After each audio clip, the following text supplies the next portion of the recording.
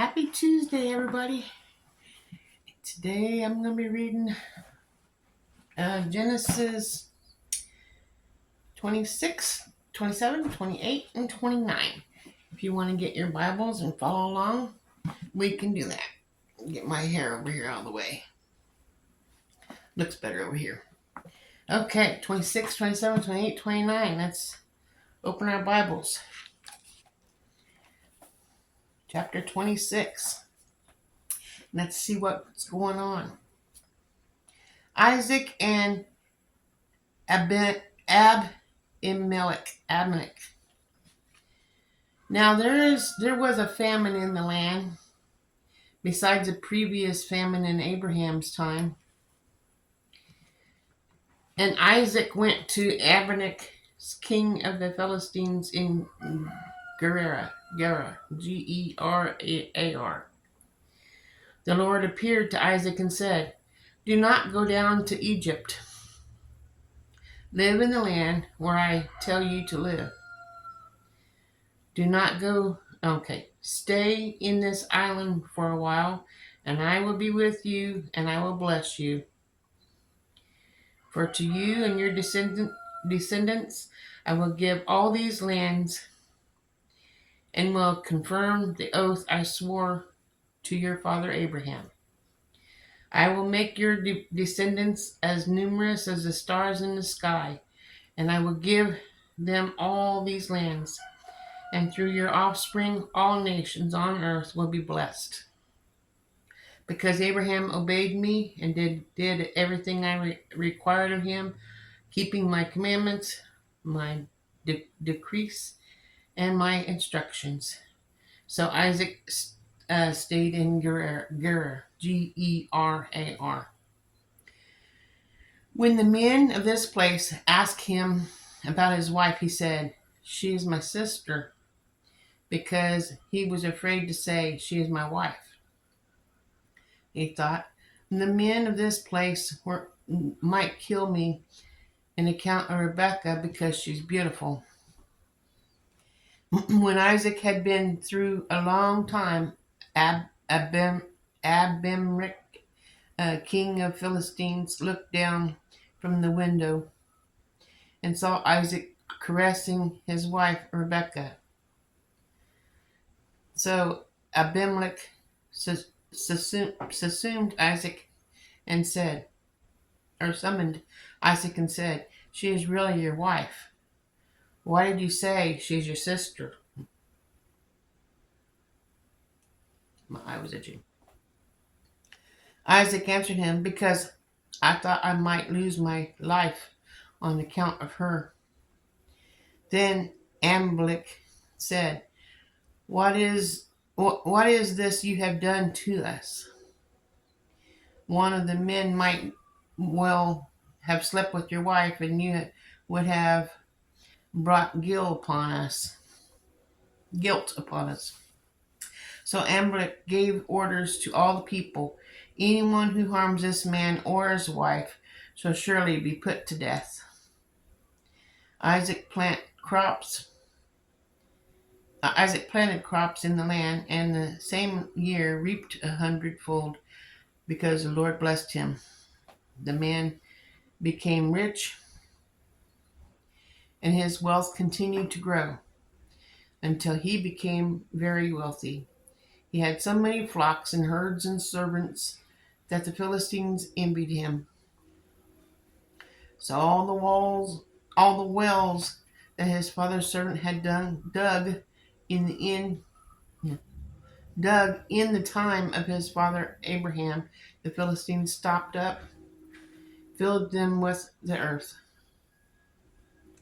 I guess there's no more water, huh? Then Abimelech said to Isaac, "Move away from us. We have become too powerful for us." So Isaac moved away there from the encamped in the valley to Gerar, where he settled. Isaac reopened the wells that had been dug in the land of his father Abraham, which the Philistines had stopped up after Abraham died. and he gave them the same names his father had given them. I can hear my husband outside, through mowing, I guess. Isaac's servants dug in the valley and discovered a well of fresh water there. But the herders of Gerar quarreled with those of Isaac and said, "The water is ours."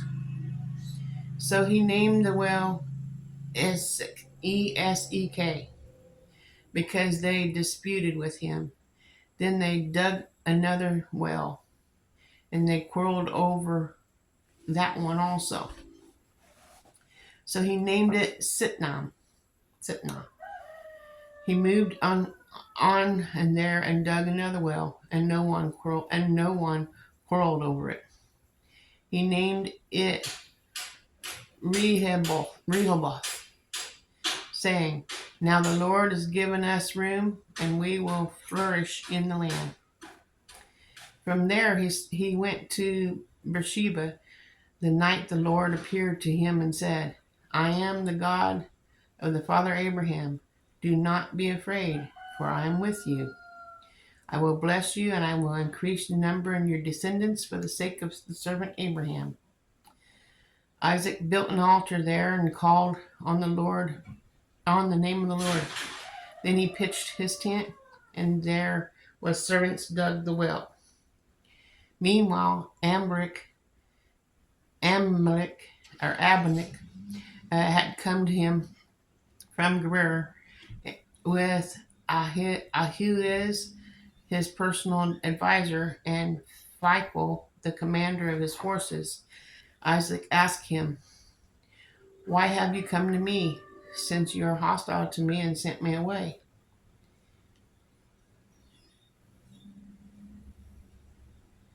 My husband's driving through the yard. Then answered, "We saw clearly that the Lord was with you. So we said, there ought to be a agreement between us and you. Let us make a treaty with you that you will do us no harm, as we are not to harm you, but always treat you well and sent you away peacefully. And now you are blessed by the Lord." Isaac had made a feast for them, and they ate and drank. Early the next morning, the men swore an oath to each other. Then Isaac sent them on their way, and they went away peacefully. The day Isaac's servants come and told him about the well they had dug, they said, "We found water." He called to Sheba, and to this day the name of the well was Beersheba. Beersheba. Jacob take Esau's blessing.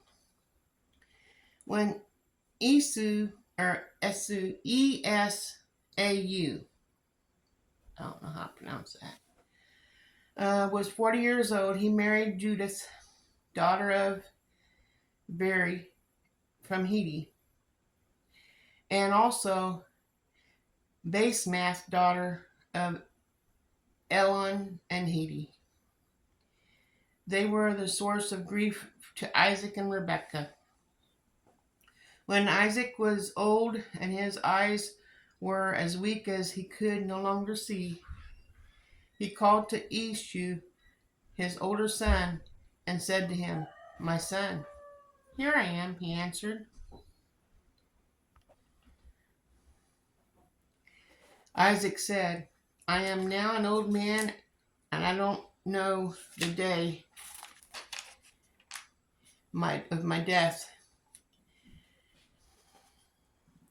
Now then, get your equipment, your quiver and your bow, and go out in the open country and hunt some wild game for me.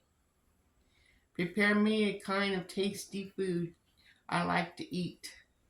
It and bring it to me to eat, so I may give you a blessing before I die."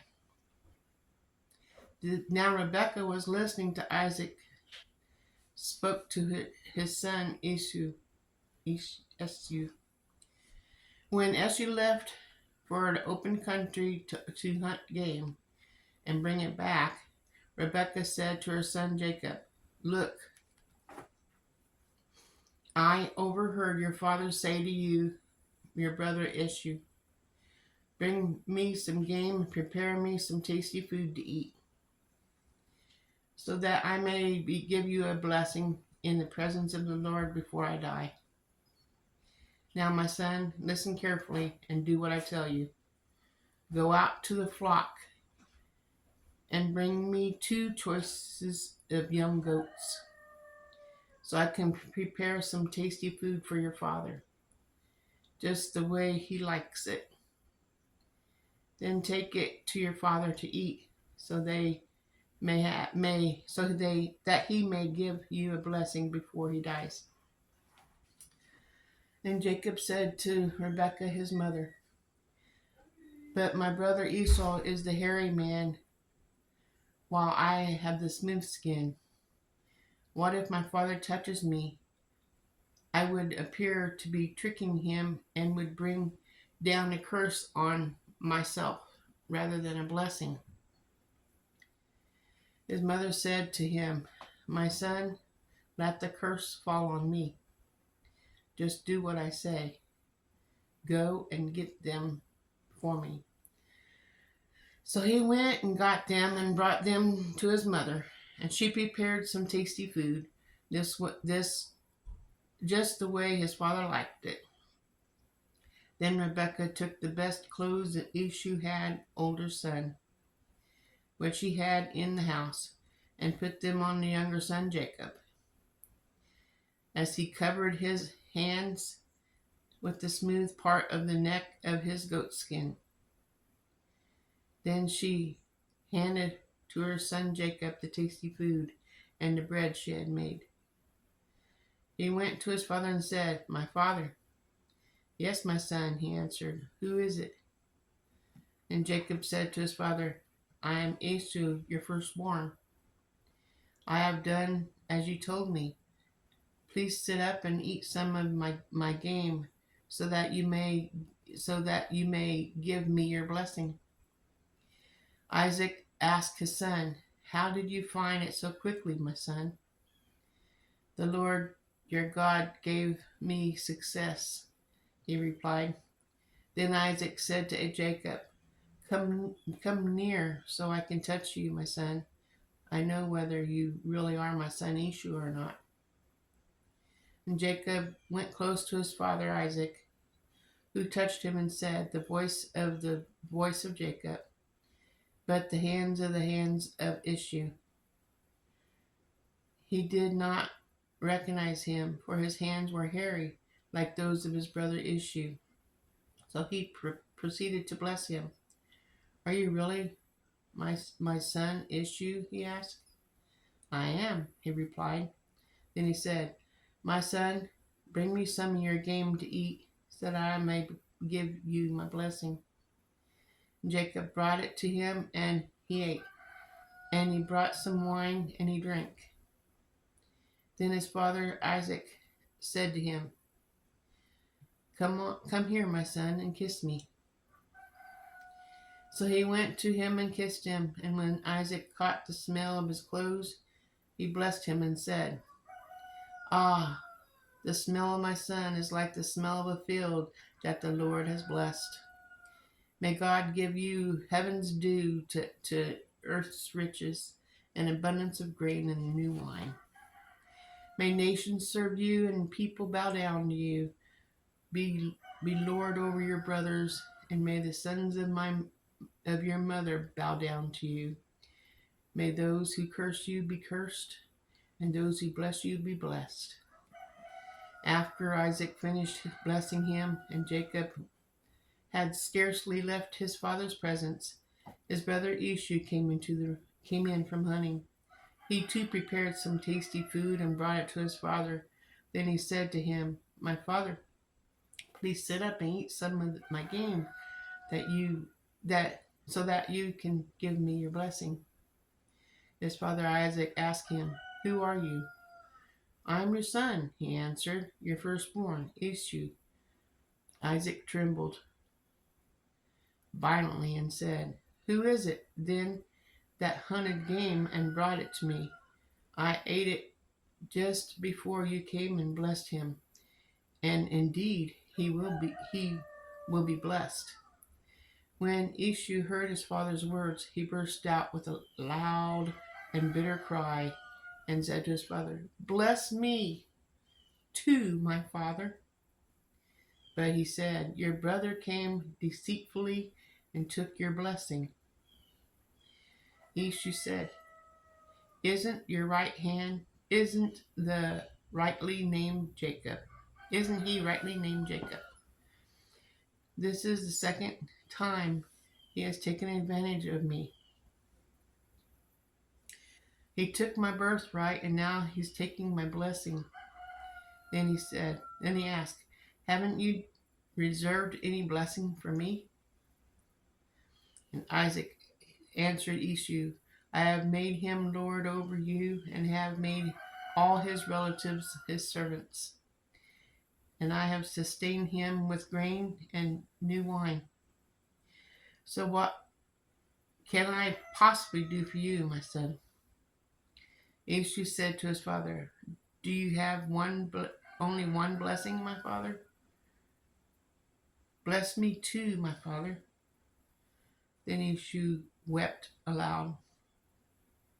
His father Isaac asked him, Your dwelling will be away from the earth's riches, away from the dew of heaven above. You will live by the sword, and you will serve your brother. But when you grow restless, you will throw his yoke from off your neck. Esau held a grudge against Jacob because of the blessing his father had given him. He said to himself, The days of mourning of my father are near. Then I will kill my brother Jacob. When Rebekah was told what her older son Esau had said, she went to the younger son Jacob and said to him, Your brother Esau is planning to avenge himself by killing you. Now then, my son, do what I say. Flee at once to your brother Laban in Haran. Stay with him for a while until your brother's fury subsides. When your brother is no longer angry with you and forgets what you did to him, I'll send word for you to come back from there. Why should I just both of you in one day? Why should I lose both of you in one day? Then Rebekah said to Isaac, I disgusted with living because of those hitty women. If Jacob takes a wife from among the women of this land, from hitty women like these, my life will not be worth living. Chapter 28. So Isaac called to Jacob and blessed him. Then he commanded him, Do not marry the Canaanite women. Go at once to Paddan Aram, to the house of your mother's father Bethuel. Take a wife for yourself there, from among the daughters of Laban, your mother's brother.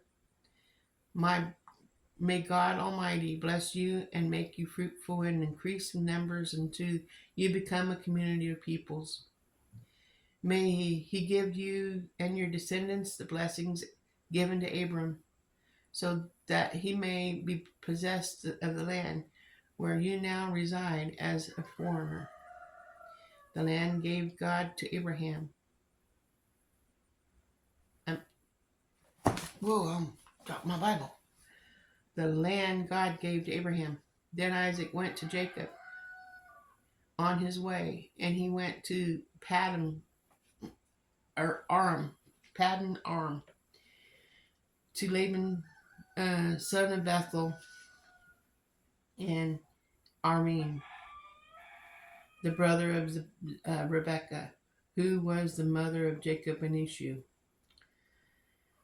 Now Esau learned that Isaac had blessed Jacob and had sent him to Paddan Aram to take a wife from there, and that when he blessed him, he commanded him, "Do not marry a Canaanite woman," and that Jacob had obeyed his father and mother, and gave him and had gone to Paddan Aram. Esau then realized how displeasing the Canaanite women were to his father Isaac. So he went to Ishmael and married Mahalith, the sister of Nebaioth, a daughter of Ishmael's son Abraham, in addition to the wives he already had. Jacob's dream at Bethel. Jacob left Beersheba and sent out to Haran. Then he reached a certain place and stopped at the night before the sun had set. Taking one of the stones there, he put it under his head and lay down to sleep. He had a dream in which he saw the stairway resting on the earth, with its top reaching the heaven, and the angels of God were ascending from and descending on it. There above it stood the Lord, and he said, "I am the Lord, the God of the father Abraham and the God of Isaac. I will give you and your descendants the land in which you are lying.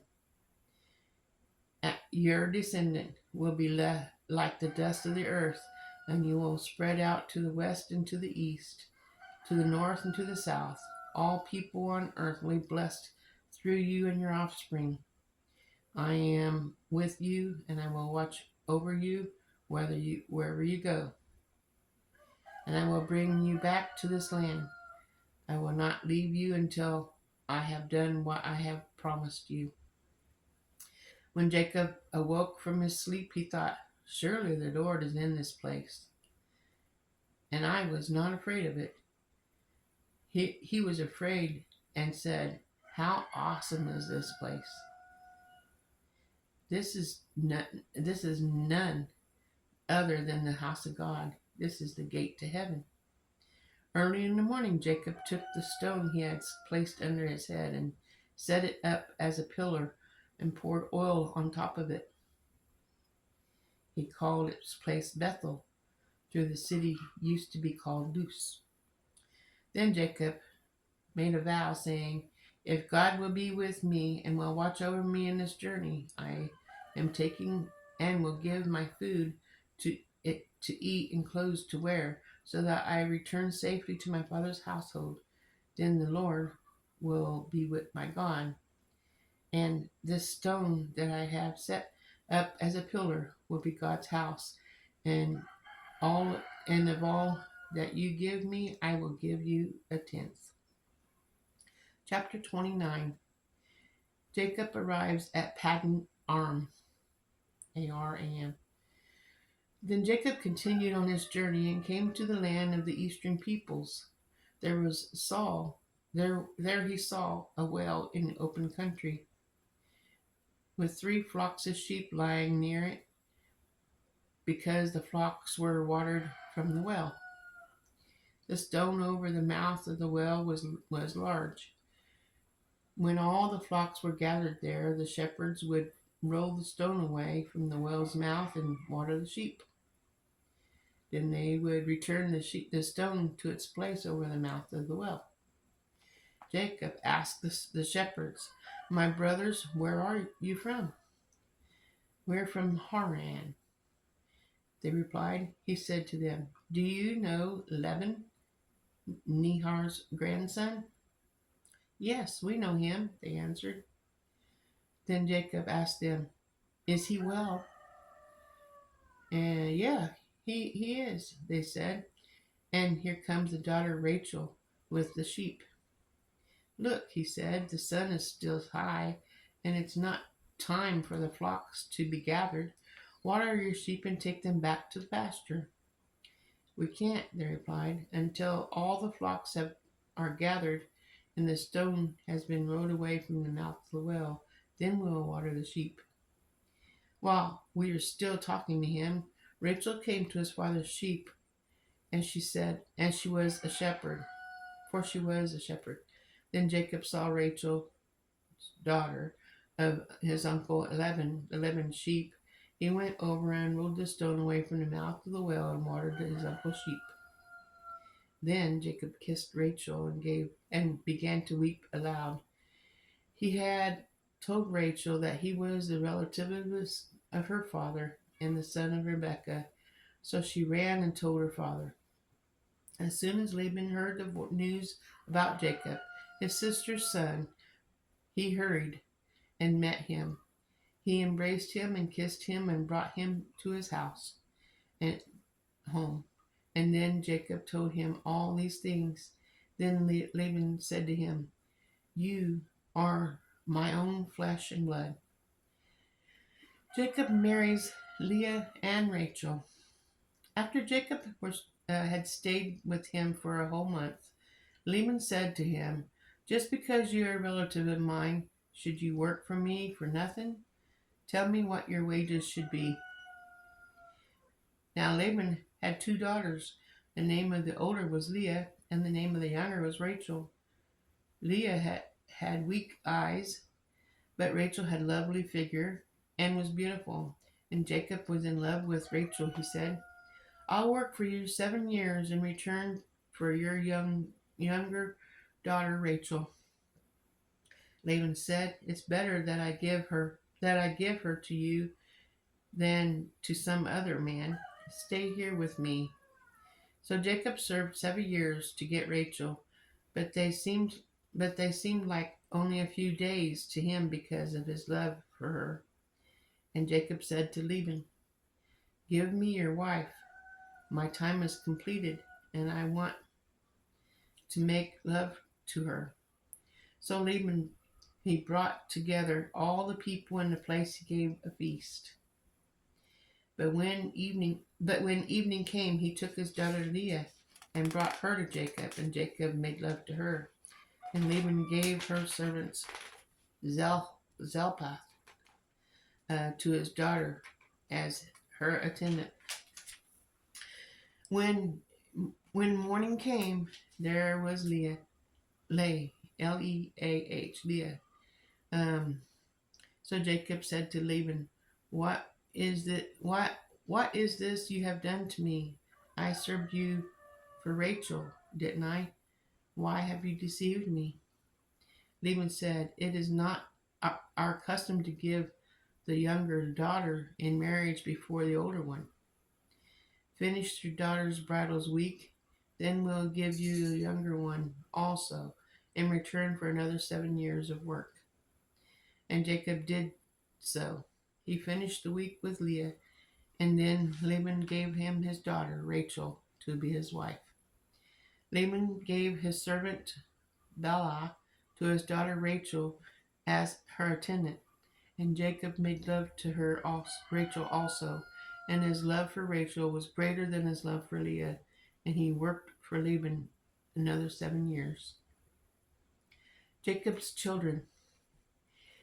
When the Lord saw that Leah was not loved, he enabled her to conceive, but Rachel remained childless. Leah became pregnant and gave birth to a son. She named him Reuben, for she said, "It is because the Lord has seen my misery. Surely my husband would love me now."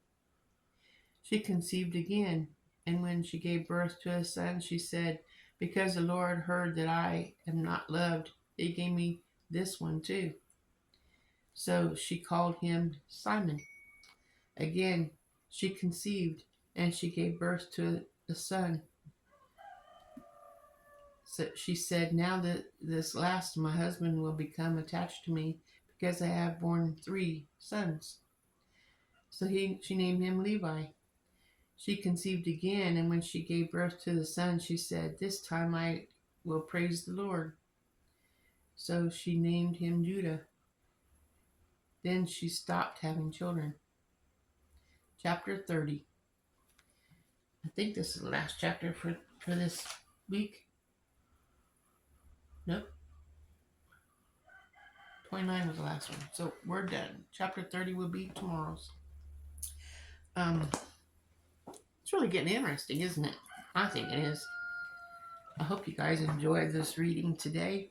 Remember the questions we have to answer at the end of the week.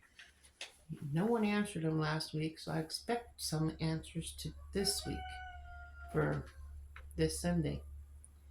So pay attention to the points of ponder, and I'll just put number 1 in today's video for tonight, and then I'll put number 2 in the next one, number 3. That way you have right there each day one to look at and to figure out your answers on. So we will have that for Sunday, and I will share mine with you, but I expect to read yours as well. If you're willing to listen to the Bible, please be willing to answer the questions so you can get closer to God as well. We all need that, and there's no denying it. So I hope you accept my persuasion for you to answer those questions as well. Thank you for being here. Thank you for listening to God's Word, because He loves you, and so do I. And I'll see you tomorrow. Have a wonderful day.